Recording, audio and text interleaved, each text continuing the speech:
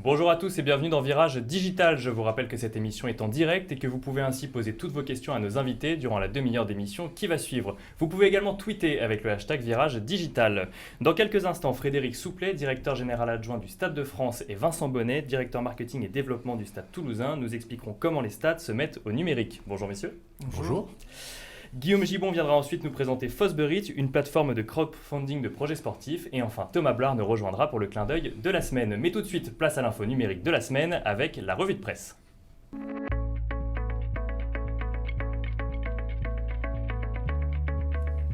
91% des chefs d'entreprise français craignent de se faire ubériser. C'est du moins ce que révèle une étude mondiale menée par KPMG et relayée par Usine Digital. Les chefs d'entreprise interrogés craignent d'une part l'arrivée de nouveaux entrants sur leur secteur d'activité, mais ils craignent également pour la fidélité de leurs clients ou encore pour la pertinence de leurs produits ou services dans les 3 ans à venir. 75% également de ces chefs d'entreprise sont inquiets quant au maintien de leur entreprise au rythme des nouvelles technologies. Alors messieurs, je me retourne vers vous. Cette crainte de se faire ubériser, est-ce qu'on la connaît aussi dans les stades ? Je dirais que ce n'est pas une crainte, dans la mesure où il y a une partie des choses qui sont inéluctables. L'idée, c'est plus de s'adapter, l'idée, c'est plus de considérer ça comme une opportunité pour apporter des nouveaux services, plutôt que rester figé et considérer ça comme une crainte. Au Stade Toulousain non plus, ça n'est pas une crainte ? Je suis complètement d'accord.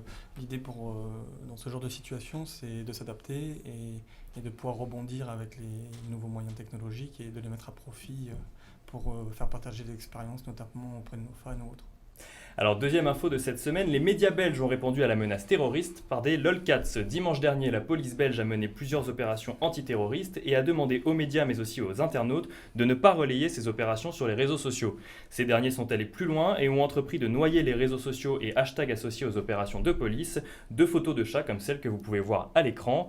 Et la police les a ensuite remerciés par un tweet tout à fait adéquat que vous allez voir apparaître maintenant. Alors messieurs, au-delà de l'humour, on sent là que les réseaux sociaux et les internautes ont un rôle de plus en plus important à jouer lors de ce genre d'événements. Surtout, ils ont un rôle dans le réel.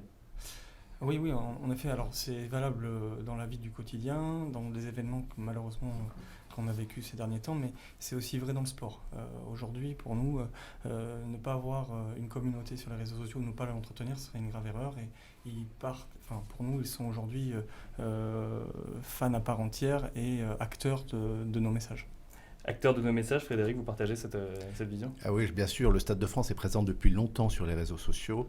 On a 250 000 fans sur Facebook, 50 000 followers sur Twitter, on est sur Instagram.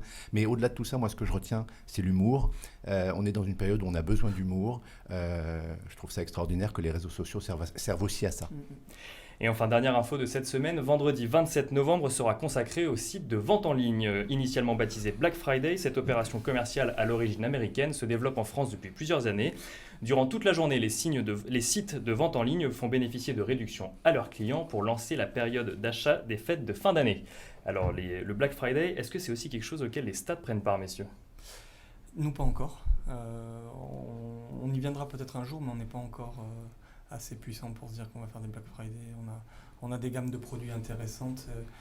Cependant, c'est difficile pour nous de dire que notre maillot de la saison en cours va être bradé un vendredi plus qu'un autre jour de l'année. J'imagine que c'est la même chose pour le Stade de France. Alors c'est un petit peu différent parce que nous ne sommes pas organisateurs d'événements. Nous accueillons des organisateurs comme la Fédération française de football, la Fédération française de rugby. Dans ce cadre-là, nous tout seuls, on ne peut pas organiser de Black Friday. De toute façon, ce ne serait pas le moment. Alors c'est maintenant le moment de passer à la deuxième partie de cette émission, le débat.